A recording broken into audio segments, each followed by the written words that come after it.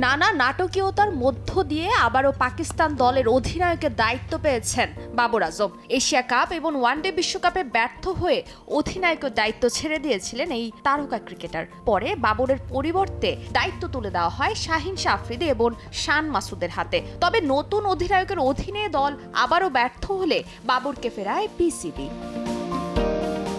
টি-20 বিশ্বকাপ শুরুর আগে এক পডকাস্টে এ বিষয়ে কথা বলেছেন এই ক্রিকেট তারকা। বিশ্বকাপে নিজেদের দ্বিতীয় ম্যাচে ভারতের বিপক্ষে মাঠে নামবে man in green. Bharat Pakistan match মানেই যে সমর্থকের কাছে আলাদা উন্মাদনা, সে কথা আরও একবার মনে করিয়ে দেন তিনি। তবে সবকিছুকে ছাপিয়ে চাপমুক্ত থেকেই চিরপ্রতিদ্বন্দ্বীর বিপক্ষে মাঠে নামতে চায় বাবর আজমের দল।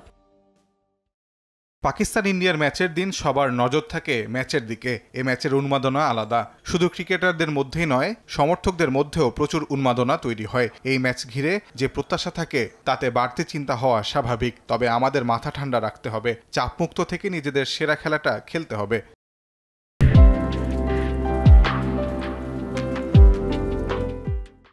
তবে শুধুমাত্র ভারতের বিপক্ষেই নয়, বাকি দলগুলোর সঙ্গেও নিজেদের সেরাটা দিতে চান বাবর। বিশ্বকাপে কোনো দলকেই ছোট করে দেখার সুযোগ নেই বলেও মনে করেন পাক অধিনায়ক। নিজেদের শেষ টি-20 সিরিজে ইংল্যান্ডের বিপক্ষে হারের অভিজ্ঞতা থেকে শিক্ষা নিয়ে বিশ্বকাপে ভালো করার প্রত্যাশা তার।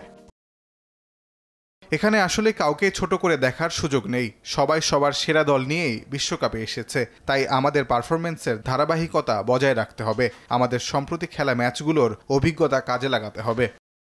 এদিকে যুক্তরাষ্ট্রের মাটিতে প্রথমবারের মতো খেলতে যাচ্ছে পাকিস্তান। তাই কন্ডিশনের সঙ্গে মানিয়ে নেওয়াটাকেই প্রাথমিকভাবে চ্যালেঞ্জ হিসেবে দেখছেন তিনি।